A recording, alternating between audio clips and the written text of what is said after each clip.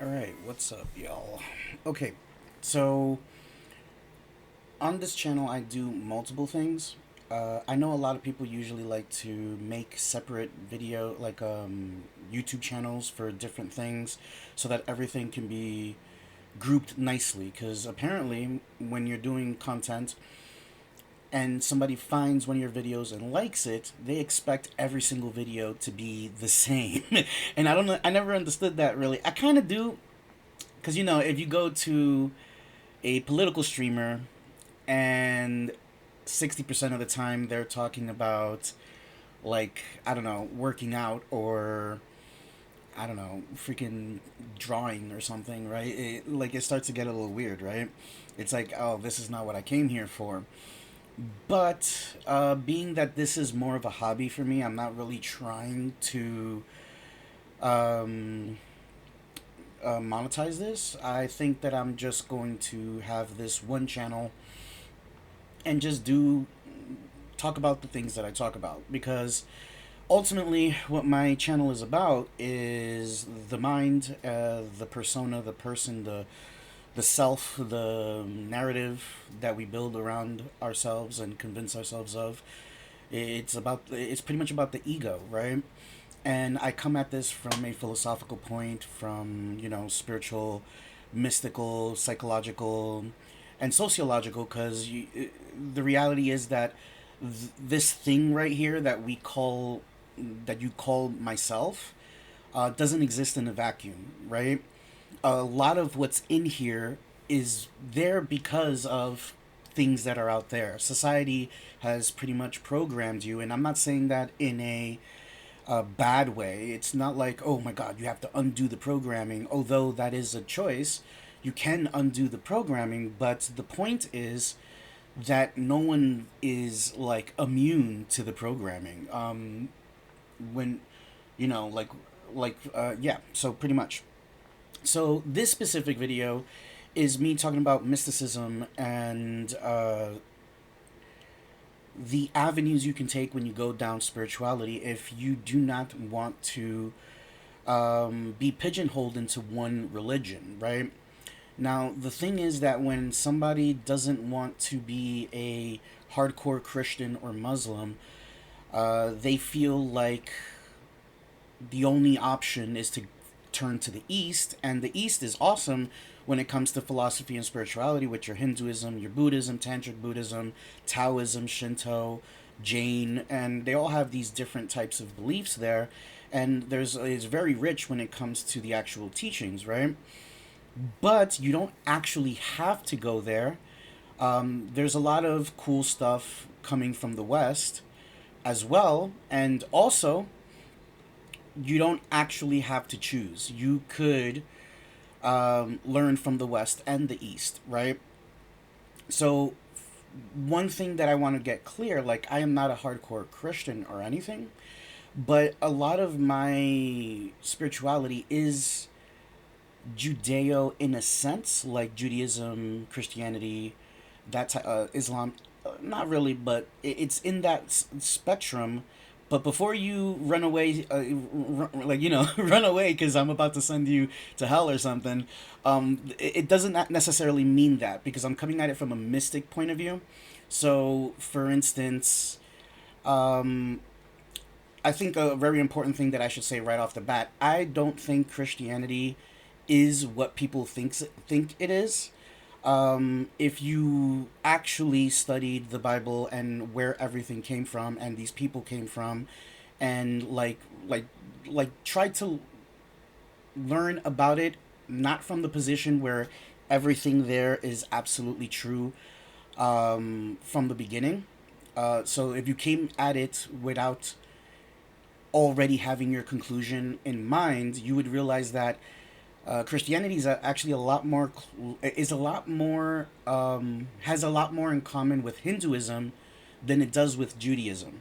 And I know that might sound weird, but this is the thing: when you read the Bible, so a lot of atheists might tell you that the Bible has a lot of contradictions, and the reason for this is because the Bible was written by so many different people from different time periods that believed different things. Not like there, you could read things in one book, and it's their beliefs are different from another book, or even within the same a book. When I say book, I mean like I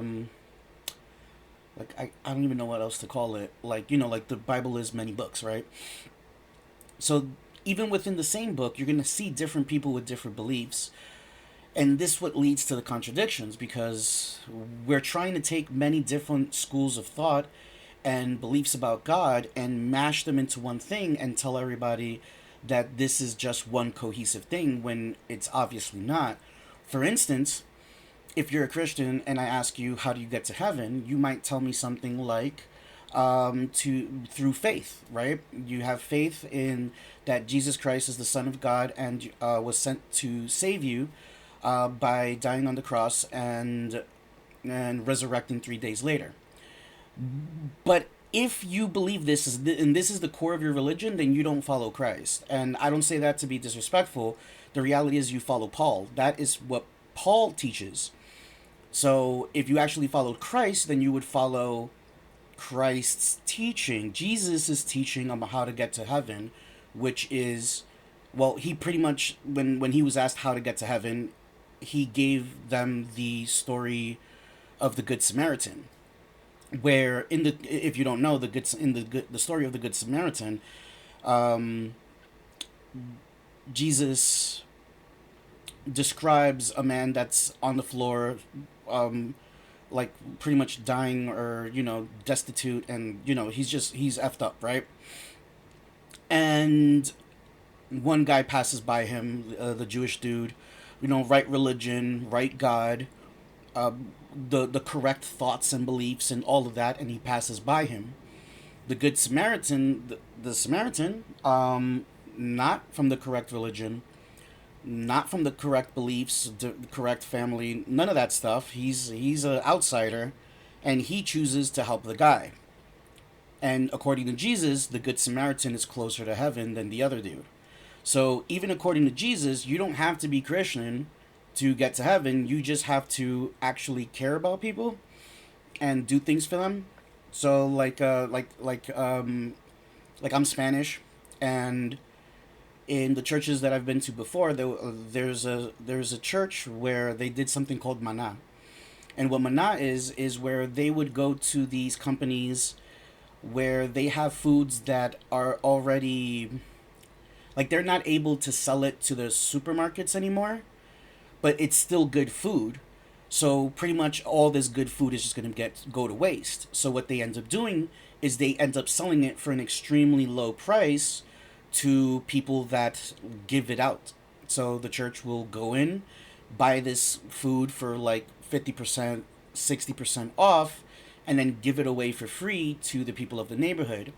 And I've always thought that mana was the closest thing to actual Christianity than all of the other stuff. Like, you could get on, all of that, you could do all of the casting out demons and, speaking in tongues and all of that type of stuff. But the reality is, when you're feeding the hungry, giving drinks to the thirsty, and clothing the naked, when you're going to the prisons and the hospitals to visit people, when you're taking in strangers, that's the actual teaching of Christ, right?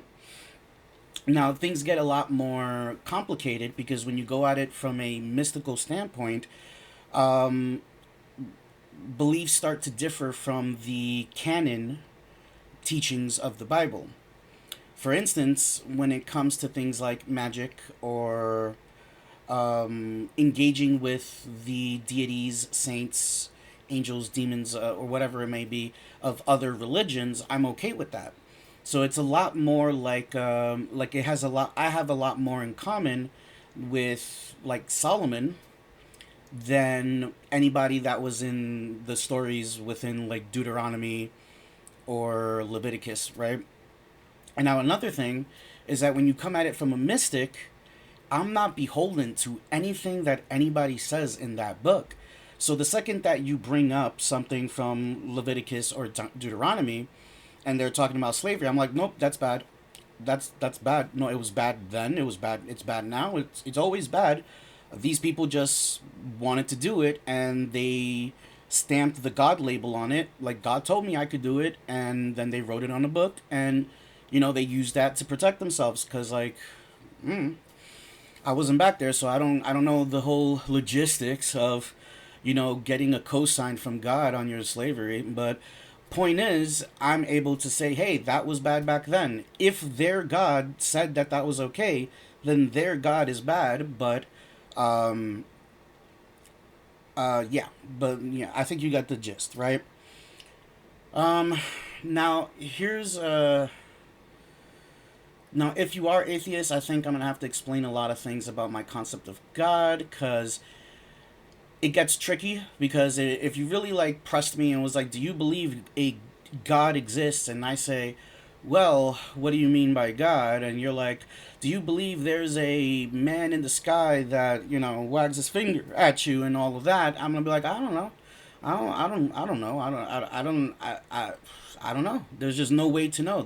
I can't provide myself any sort of evidence that that exists. Now, have I had spiritual experiences with things outside of myself, like some sort of entity or something, like something that I saw or heard or experienced? Yes, of course. And I have reasons to believe that specific experience. Like, and what I can say is that I had that experience. I can't tell you what that thing truly is. I can tell you what it looked like, what it sounded like, what I got out of it, but I can't tell you what it really is, right? Like sometimes we can daydream, and when you're daydreaming, you're no longer seeing what's around you or hearing what's around you. You're in outer space right now, right? So if I had a very like a really cool spiritual experience and I spoke to a saint, how do I know I wasn't daydreaming? But the reality is, what did that daydream or spiritual experience do for me? Did I receive some sort of information that brought depth to my life? Was it something that um, made me feel better in a sense, or like what did I get out of it? Right? Like, what was the actual conclusion of that spiritual experience? Right?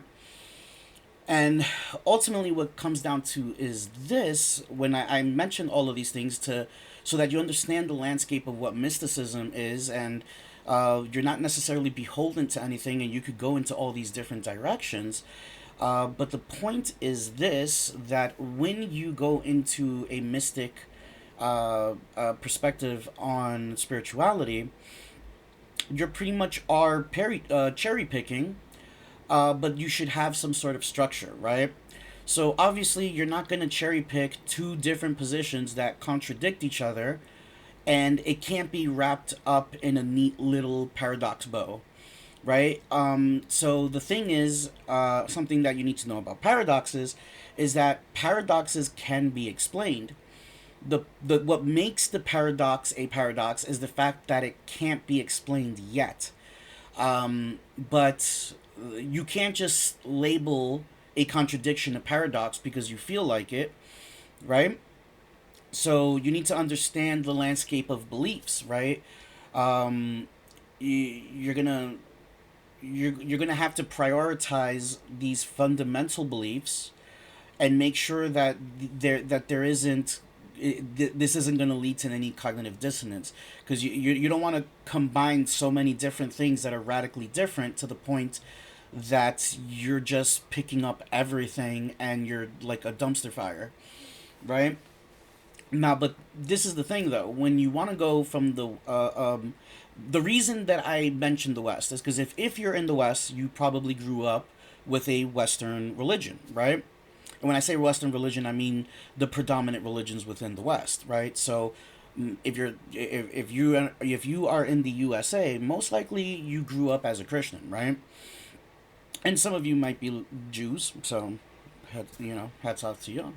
But if you're a Christian and now you're going to completely radically change your entire spirituality and move on to Hinduism and this and that, that is perfectly fine and you can do that. But the reality is that you have at least a decade or two of subconscious linkings in your mind to Christianity. And that means that deep down level, there's going to be beliefs that are really hard to break because you've had them for so long and they feel so true. And when these beliefs are scary and terrifying, it leads to religious trauma. But when it's something that's good, like the idea that there's a God out there that, oh, will always love me and protect me, it's a good thing. And it's like, if you're getting rid of religion altogether, in order to get rid of the fear of, of hell for the most ridiculous reasons, do you have to get rid of the idea that there's a loving God that it will always protect you, right? And my idea is that if you grew up as a Christian and you want to explore mysticism and magic, esotericism, occultism, etc., you don't actually have to abandon the entirety of what you grew up with, because there's usefulness in the fact that you grew up with it, because these are things that are hardwired into your mind, meaning that the belief is very strong, which leads to being successful when it comes to things that you're going to be involved with when you're doing mysticism and magic. So, for instance, if you grew up as a Christian, instead of abandoning the entirety of Christianity, you might want to learn about Gnosticism. And just so that you understand, Gnosticism isn't one thing. There are multiple Gnostic sects, and they believe different things. And you don't have to switch and become a Gnostic. I'm saying just learn about it. And you don't have to stop there. You could then move on to Neoplatonism, Hermeticism, learn about the Egyptians. You can learn about all these things, and you can come at this from a purely educational standpoint, where this is just you learning from what people from the past have done, and you don't engage in a spiritual sense. This is just for educational purposes, entertainment purposes. But if you're going to do it from a spiritual perspective, where you are spiritual, then you might want to look into what these people were doing and where the dots connect. So, for instance, if you want to stick within this Judeo spectrum of spirituality, a very important thing to remember is that a lot of the teachings that have been portrayed by, hold up, guys. A lot of these teachings that have been put forth by Christianity is not biblical, and it was added later on through culture. So, Lucifer being an angel is not biblical. They will give you the Bible verse where it talks about, Lucifer falling and blah, blah, blah. But that verse is actually an insult to the Babylonian king. Lucifer is the Latin word, and in Hebrew it's Hallel, and it's actually just means shining one, star of the morning, etc., etc., which is just what they called Venus at the time. So Lucifer is actually a planet. Lucifer is Venus, and yeah. So now later on, they built more around it, and all of that, right? And we need to also understand that there's a broad spectrum of beliefs uh, once you get away from what we consider to be canon today. For instance, before the Council of Nicaea, the idea of the Trinity was not yet given to everybody as a mandated belief. So there were people that did not believe in the Trinity as in, three separate parts to this one thing. And there might have been a lot of people at the time that didn't even believe Jesus was God. Yes, because we need to remember that at the time that Jesus was walking around, if he was still a Jewish person, and most likely him and his followers, like himself and the followers, didn't perceive it that way. It was more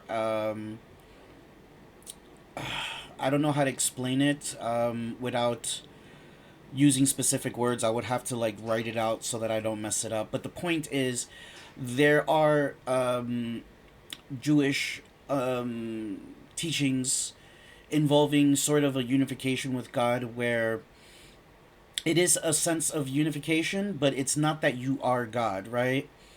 It's not that. How do I explain this? It's like the idea that like I emerged from God, so technically all of this is God, but I'm only this tiny, tiny sliver, right? So I'm not actually God. It's just that I emerged from it, and in a spiritual sense, when you recognize this thing and you go into a deep understanding, and it becomes an experience where now it's real. Some people would call this apotheosis. It's like it's some sort of a unification. In Kabbalah, it's called something else, but I can't remember the name. I think that in Islam they call it fana. No, yeah, I think they call it fana. But this does not mean that you are God. It's just some sort of like you've like entered God or something along those lines, right? But yeah, now okay. So let me try to move on.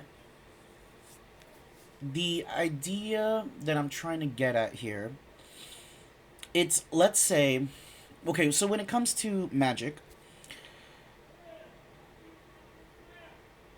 what the hell? Okay, so when it comes to magic, you most of it works through your subconscious, right? So what ends up happening is that through ritual, and in this case, ritual is serving as a psychodrama. So certain actions cause you to believe a certain thing. So for instance, let's say you like football and you wear your lucky jersey because that's going to make sure that your team wins. This person might not believe in magic necessarily, but for some reason they believe that, and that thought does something within their mind. Now, let's say that you were able to use magic and you were able to rewire your subconscious in a manner that would get you to a place where you were more capable of being the way you needed to be to achieve a specific goal or obtain a specific desire, right? So, for instance, if I am working in a certain location, in a certain field, and I want to rise through that field and get to higher positions, and I do magic to do that, most likely what's going to happen is that the ritual is going to be done in a way that causes my subconscious to shift into a different paradigm where right now I might be a little timid, I might be a little this, I might be a little that, but once I switch into this other paradigm, um, because my subconscious has changed, and it has to change. If it doesn't really change, if the belief isn't there and the subconscious doesn't change, then you're probably not going to get the effect, right? But if the subconscious does change, then you just now automatically are more forward and more, I don't want to say aggressive like in a violent way, but more aggressive, more assertive, more like I think you get the gist, right? And what happens is, now that that shift happens when you are at work, um, opportunities will arise that will allow you to display that part of yourself. And when you display that part of yourself, it will capture the attention of the correct people that would say, oh, this guy is, he's good at what he does. And, you could go up that ladder. Now, at this point, if you're not a believer in spirituality, you're just not going to believe what I'm trying to tell you here. The reality is that, not the reality because I can't prove that to you, but the idea is that it is the subconscious, but there is a claim here that the subconscious has an effect on the outside world. Because not only your subconscious is changing internally, but things are now moving in a way where the opportunity arose, and that's outside of you. The opportunity arose where you were able to display that change, and the correct person just happened to notice it and develop the thought that they should keep an eye on you because you might be a good candidate for something much better, much higher, right? So it is shifting reality. Now the mechanism that I have come to believe is that time isn't linear. We perceive time as past, present, future, but in actuality, it's like all moments in time throughout the multiverse of timelines exist as slivers. So whenever you have a decision and you choose something, every other decision you could have made also happened, but you don't perceive it because this is the one you did in this timeline, right? So in, let's say there's some super being that can perceive all of these things, they would be able to see tiny slivers of moments of time uh, that pretty much spans all of the possibilities that could possibly ever happen for all of humanity and living creatures and etc. And I would assume, I don't want to say it's infinite, but this kind of seems something that would be so, large. But I just can't tell you if this state of potentiality would be finite or infinite. Although, yeah. So now, well, the potentiality, I would have to speak about that later, because right now, I'm under the impression that all of these slivers of time, yeah, I can't tell you if it's potentiality or if this alternate reality actually exists. Like, it's difficult to say because I'm only able to perceive this reality. But what I'm trying to get at, let me try to get it to it a little quicker.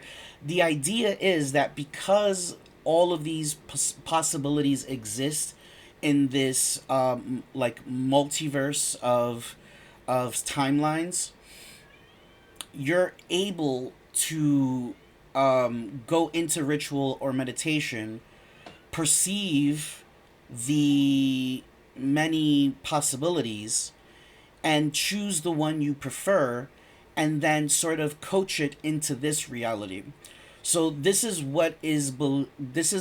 my best understanding of what magic is. What you're doing is looking into into this large amount of possibilities, choosing the one that you prefer the most, and then through your will making that the reality here so that it becomes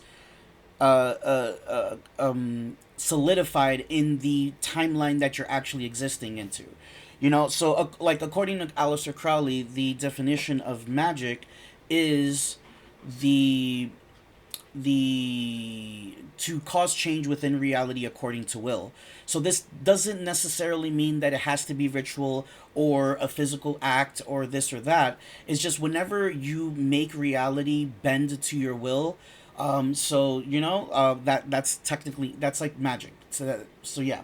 So if somebody is doing something and you want them to stop, and you do things to make them stop, and then they do, that's magic. So you could go about that in so many different ways, but the fact that this was your will and you made it into reality, that makes it magic, right? So now, going back to what I was saying before, the idea is that on a deep down like subconscious, like the parts of your mind that you're just not even aware of, you, the idea is that you might be able to perceive these alternate realities, alternate timelines, and that through ritual, through whatever, you bring that preferred reality into this reality, and then your subconscious, when it becomes convinced that this is what happened, then it ends up being so, right? So what we're saying here is that, okay, if time isn't linear, then that means the future has already happened, and if the future has already happened, then that means when I use my will to bring a specific outcome into my reality, by the end of that ritual or meditation or whichever method I'm using to achieve that, I am now convinced that this has already happened. I just need to now experience it. And I am convinced that I will experience it within a given time, right? So no, yeah. So that's pretty much magic in a nutshell. Well, that's a pretty big nutshell, but whatever. But another thing about magic is a lot of people think that, they get polluted by like Disney magic and movie magic. Magic doesn't mean that I'm gonna like, take three herbs, crush it up, shove it up my butt, and now I can shoot laser beams out of my cock. That's not what it means, right?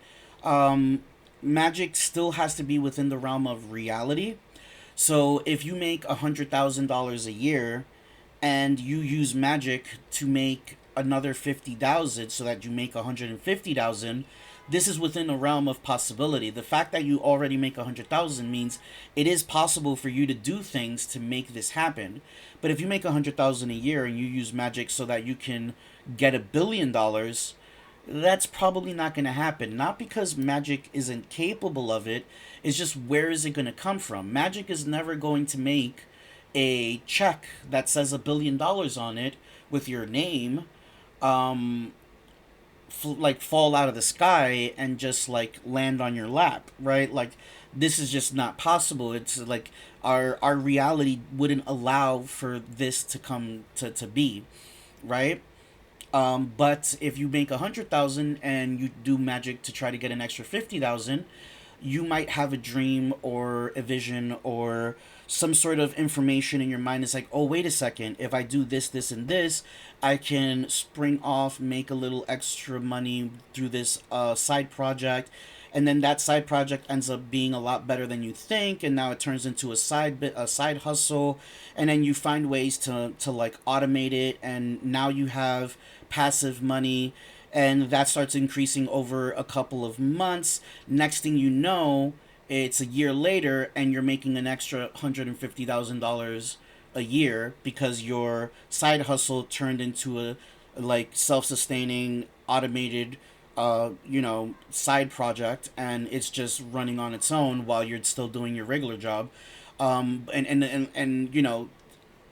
even in this scenario, you would be doing a lot of you'd be doing the work, but the magic, what it's doing is it allowed the information to present itself to you so that you knew exactly what you needed to do before it happened, right? And if you continue working on it, you can make certain things happen so that the correct people find it, so that you could maybe get an investor, maybe the project reached the correct people, and they were the types of people that loved it and spread the word, which made it explode and become very successful, right? So this is pretty much all of like magic in a nutshell, and like the yeah, okay. Now the thing is this, like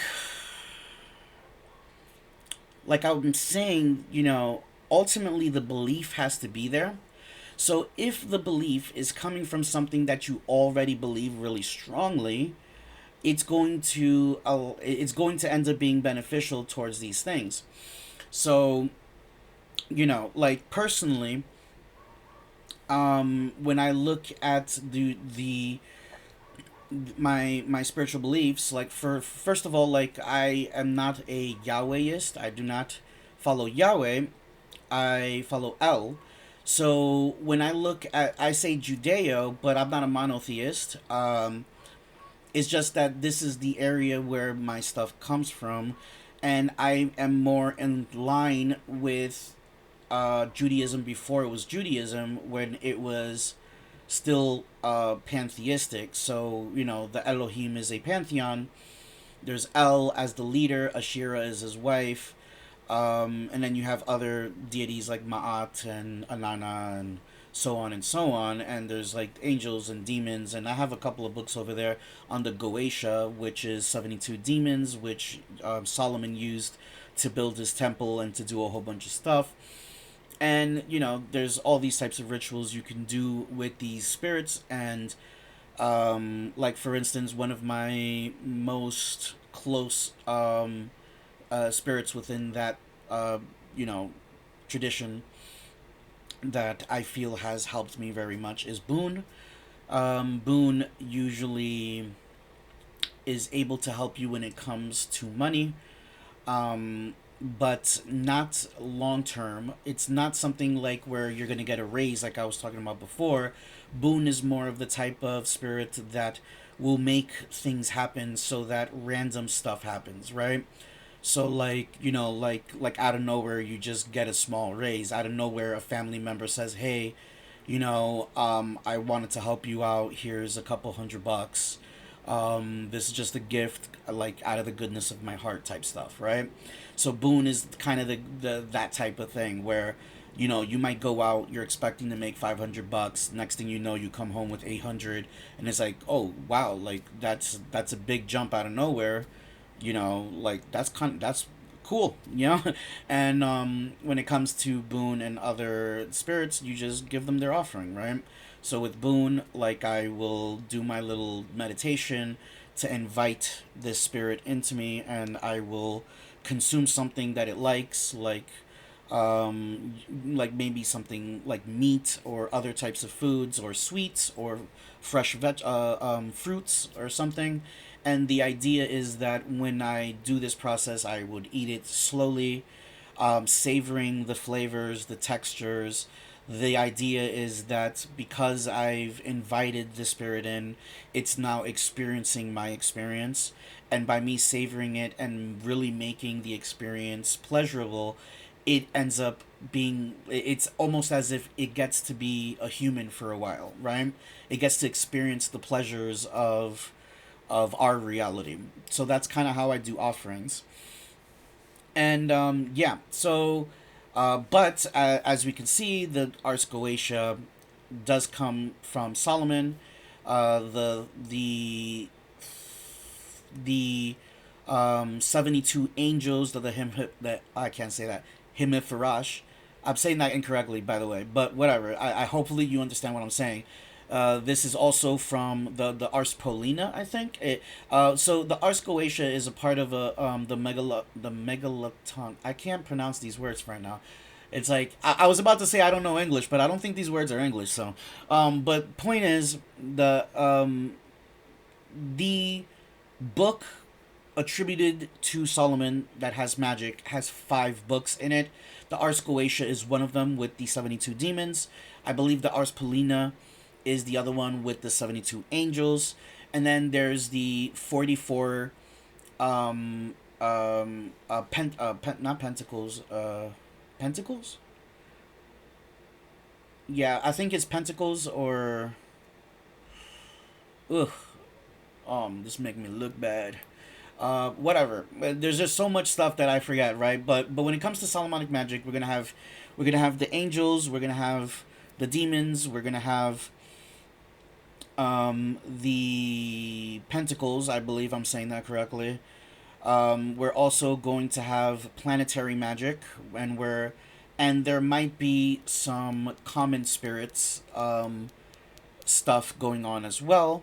And now, me personally, I also include 74 saints because I was introduced to Spiritismo, and Spiritismo is just Hispanic spiritualism mixed with Catholicism.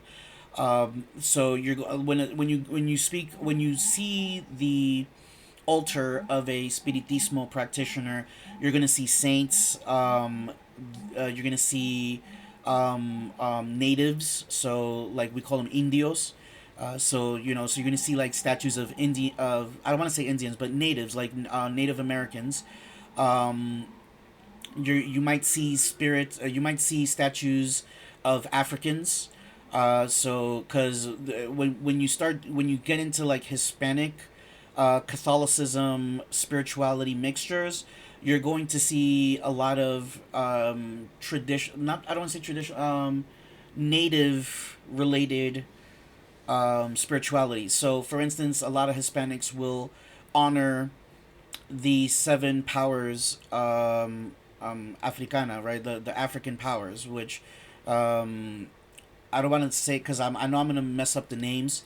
Um, but these African powers is what you're going to find in stuff like Ifa, Lakumi, and stuff like that, right? And I think that's the most prominent because but just so that you guys know, Lakumi and Ifa are close practices. I don't do that, so if you are interested in that type of stuff, you would have to find people that are involved with that type of stuff and speak to them on how to proceed forward.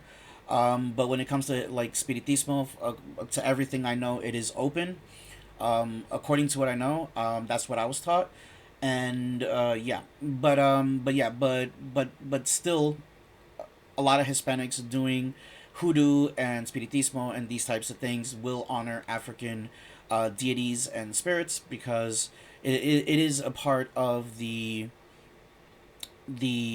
ethnicity or race or whatever you want to call it, because all of Latin Americans are just a mixture of Latins, Africans, and natives, right? Like that's pretty much what this is all made up of. And I personally don't call myself a Hispanic because I feel it kind of hides my, my ancestry. Like so, if someone asks me where I'm from, I say Latin, African, and native, right? And if you want to get super super in there and like talk about exact places, you know, I start getting more specific, and this is kind of important. I'm speaking about it kind of randomly right now, but it is important because when you know your lineage, when you know your ancestry, you might start to recognize why you're attracted to specific spiritual traditions. For instance, I've become I was attracted to things like Palomayombe. I've never done it or been in it, but it seemed appealing, and I wanted to understand what it was because, and then later on I discovered that I have ancestry from Congo, right, and Yoruba, and North Africa, like Algeria, all the way down to like Morocco, right? And I currently, I practice the Solomonic magic, but I'm also a Kabbalist, so Kabbalah. And guess what? It turns out that I was Sephardic, and Sephardic were the people that created Kabbalah in the 11th century. And there are parts of my spirituality that are very tied to animism, and it turns out that I have ancestry from Bosque.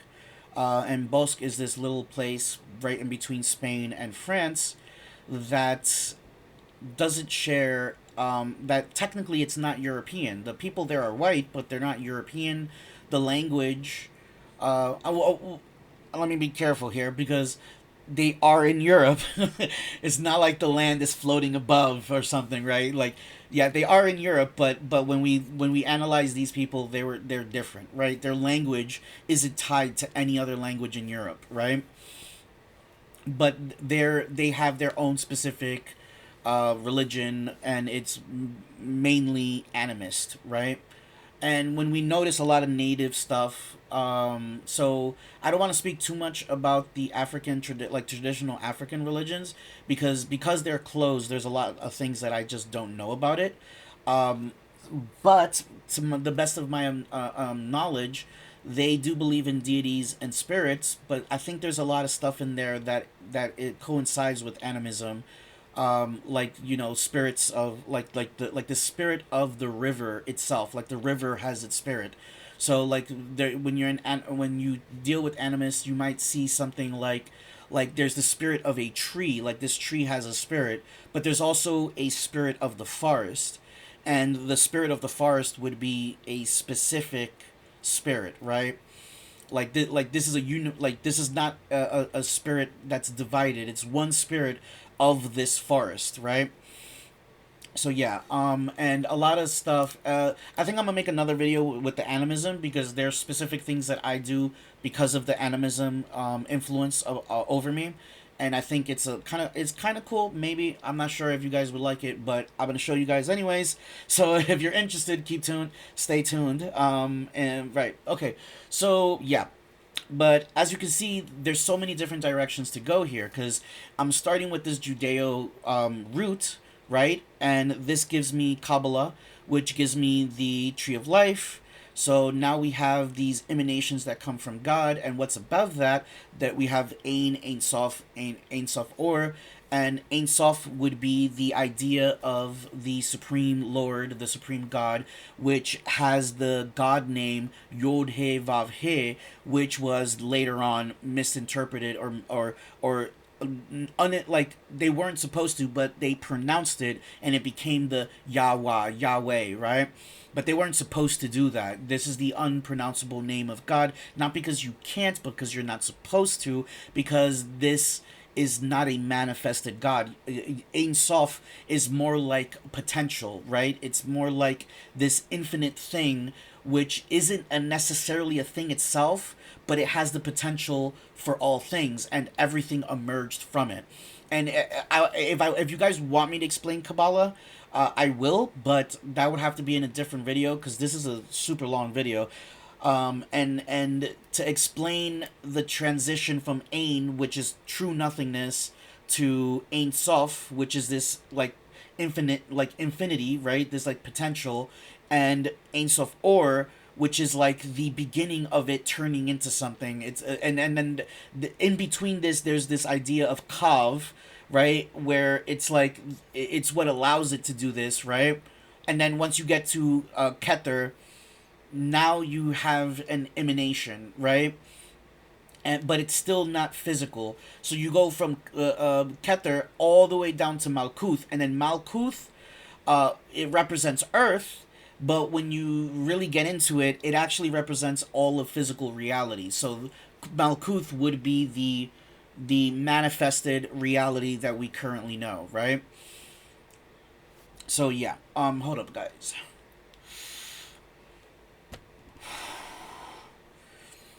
All right. Oh, so okay, and I think I should mention a little bit more of this, because I've come from this Judeo thing. All right, we got Kabbalah, we got Solomonic magic, and if you can see, where is it? Right here.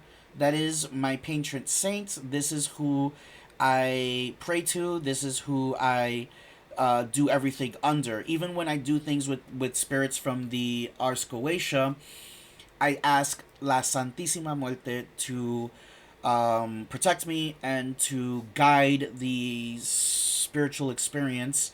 If you don't know, La Santísima Muerte translates to the most holy death.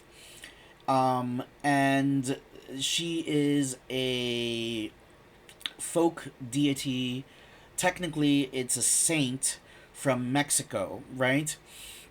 And now there this is a relatively new thing.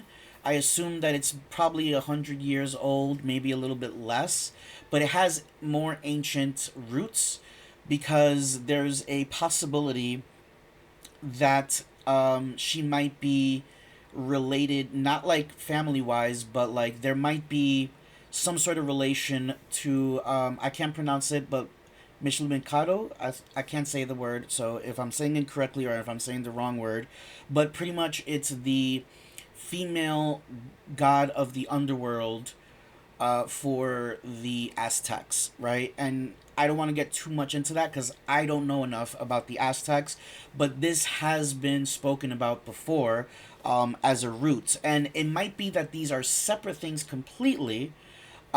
Is just this is a like a common thing that happens within spirituality. So, for instance, the Jews have an angel of death.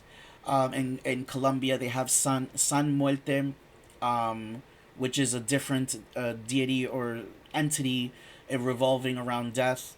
And whenever you go to any type of religion or anything, there is always some sort of entity, that embodies death or the underworld or the dead or something along those lines. Like Hades, stuff like that, right? And yeah, so um, technically, yes, it is in a sense like a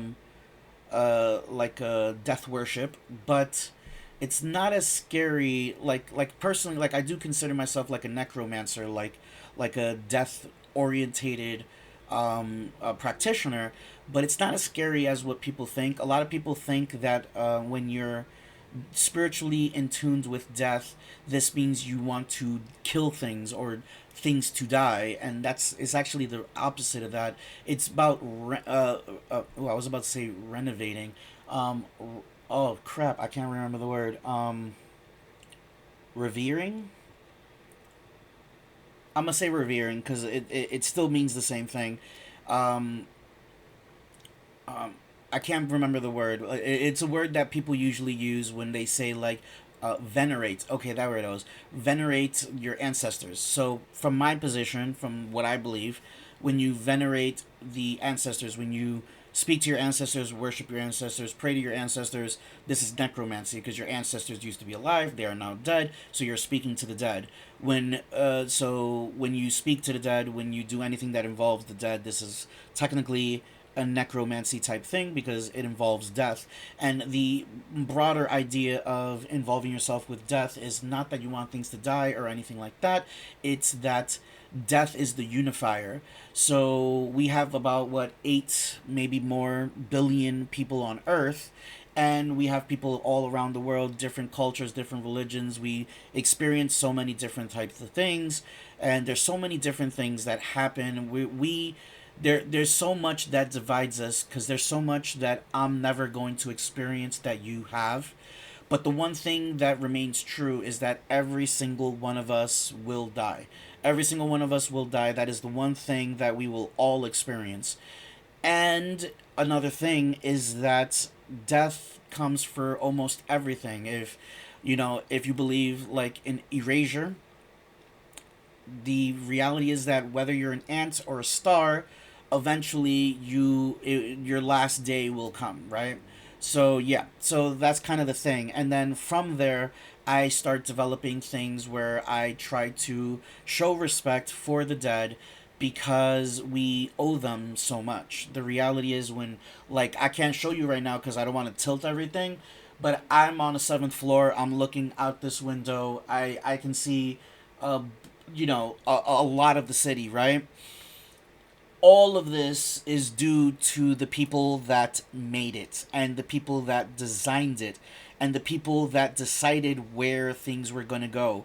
I owe my view, just my view alone, to so many people. And when you start getting in tune with death, you start realizing that sometimes we might appreciate or make heroes out of people that have done amazing things, and we forget about the little guy. The reality is that let's say you're one of those people that really love Nikola Tesla. Um, when you think about it, he wouldn't have done any of the things he did if it wasn't for the little paper boy on the side of the street, like selling him papers, or someone that's doing maintenance on the I don't know, the printing press or whatever, or the people working at the meat shop or the cheese shop. I don't know how things work back there. I think there was a shop just for cheese back then. Whatever. Point is, like I don't know how, like I don't know if they had supermarkets the same way we did, but could he have done any of his stuff if there wasn't people selling food and clothes and you know picking up the trash on the street, doing maintenance on the cars that are driving down the road, and blah blah blah blah blah. The reality is, and we found out a couple of years ago when the thing happened that shut everything down. Apparently, people working in 7-Eleven are essential workers, right? And we tend to forget about these people because it seems like such a whatever. But can you imagine that there was no delis, no 7-Elevens, no gas stations, no supermarkets, no mom and pop shops? Like, if all the places we went to go buy sandwiches and chips and soda disappeared, how would that change our society, right? So my idea is these people are currently working, these people are currently making my life better, so I should give them respect.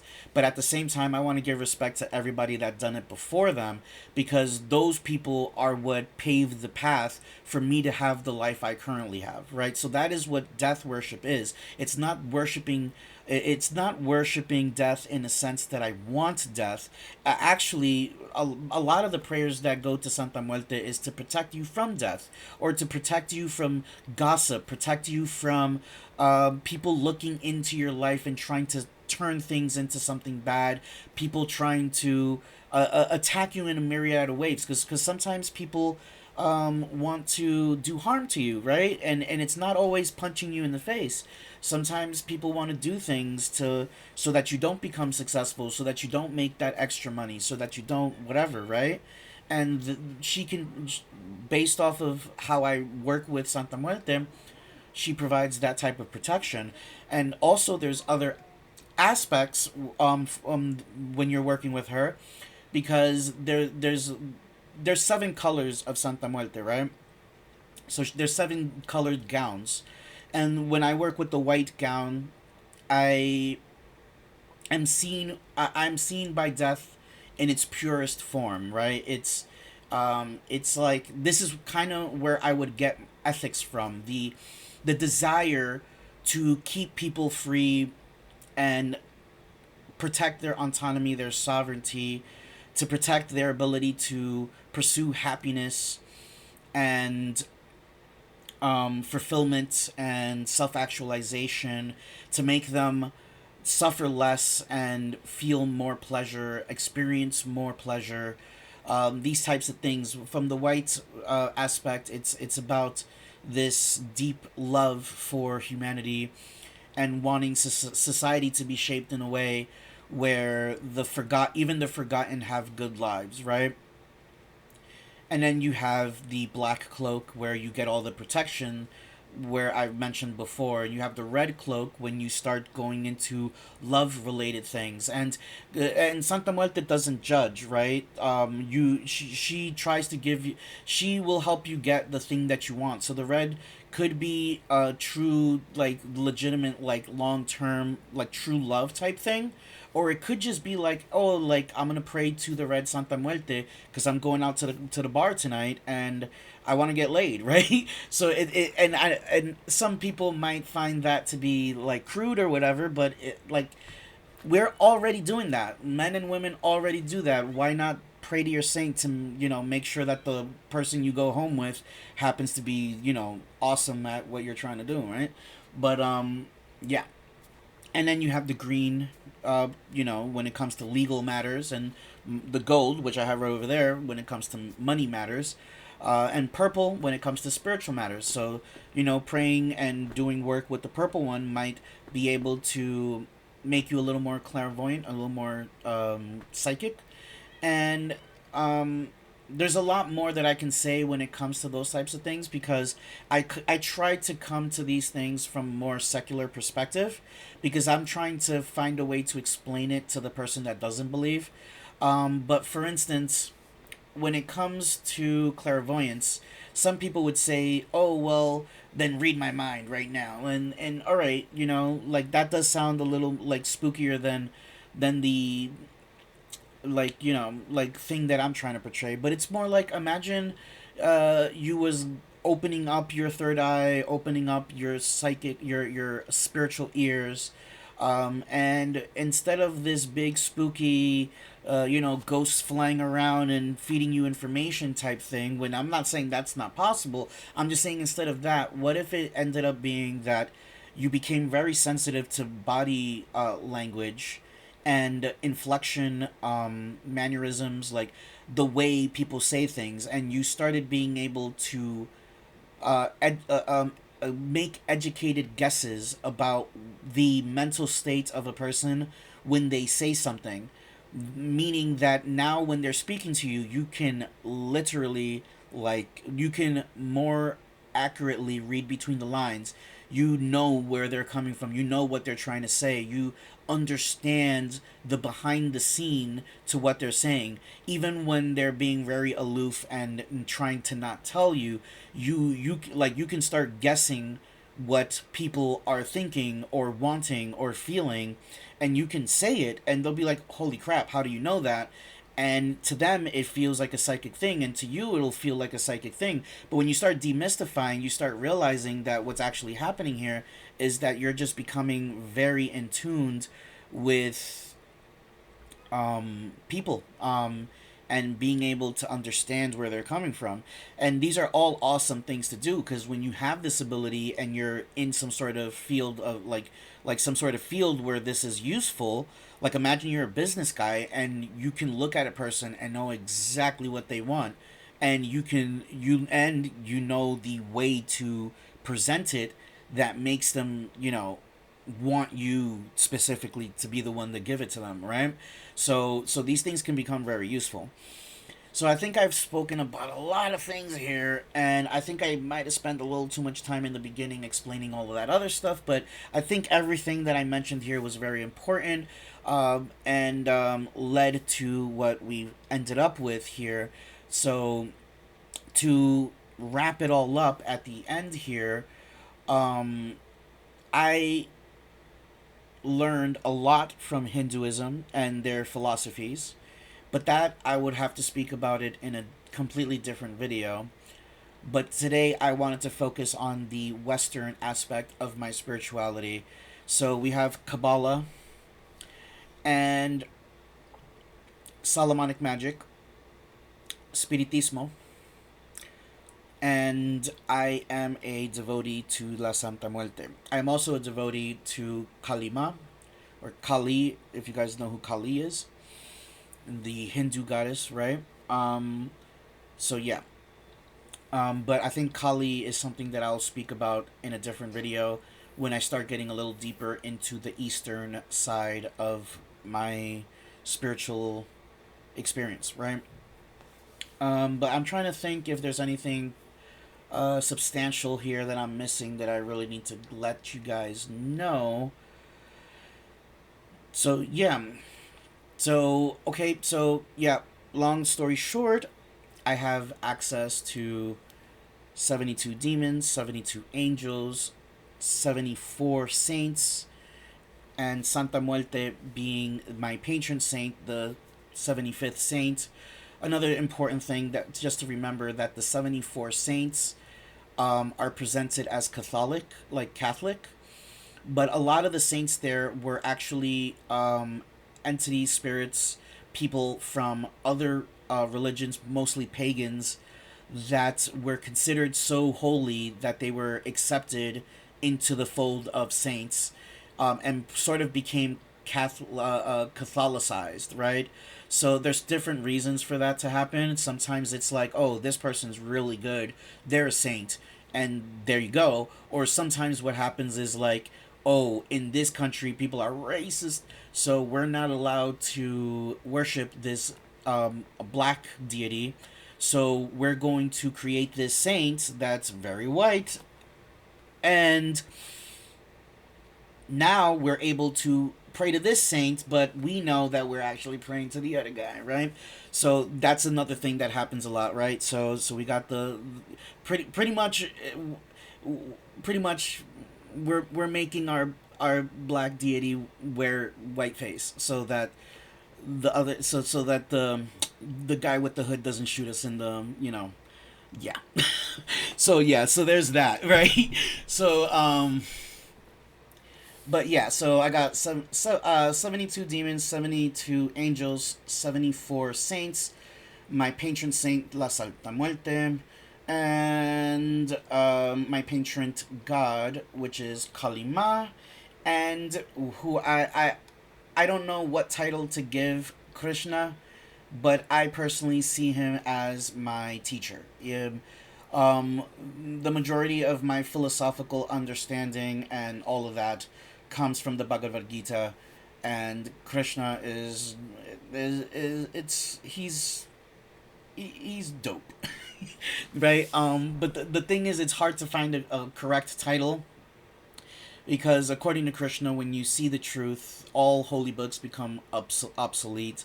You know, all of these things that I'm doing here is to add depth to what's here and to have this experience. Um, but it could be anything else, right? But for me, it can't, because this is what's right for me. This is what feels right. This is what provides me a layer of depth, so that I'm not just searching for meaning in the meaninglessness and drawing silver linings on a cold world that is impermanent and indifferent. So, sometimes a little bit of depth is nice because it makes you feel warm and fuzzy. All right, guys, that's all that I got for today. Peace out.